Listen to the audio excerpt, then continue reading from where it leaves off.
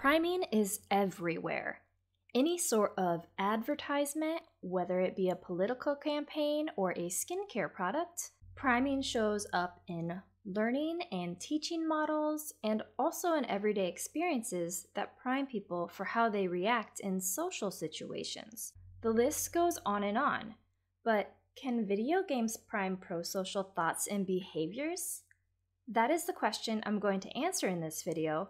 But first, I want to provide a little conceptual background. Priming can be used to research many psychological concepts, but it is actually a form of implicit long-term memory. Long-term memory can be explicit or implicit. Explicit memory is the conscious recall of memory, whereas implicit is not conscious. Implicit memories tend to be divided into three categories: classical conditioning, procedural, and priming. Probably the most well-known example of classical conditioning is Pavlov and his dogs.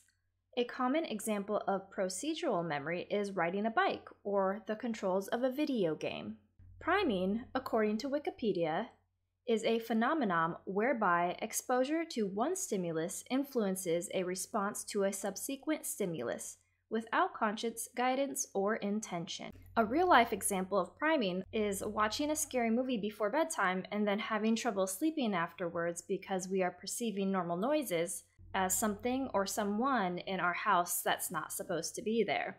Priming has been shown in numerous studies to influence successive thoughts and actions. Now that we have a basic understanding of priming, let's jump into the video game research. Several studies have divided participants into two groups, a group that played a prosocial video game, Lemmings, and a group that played a neutral video game, Tetris. After playing the game for 10 to 15 minutes, the participants engage in some sort of follow-up task. One such follow-up task is the lexical decision task.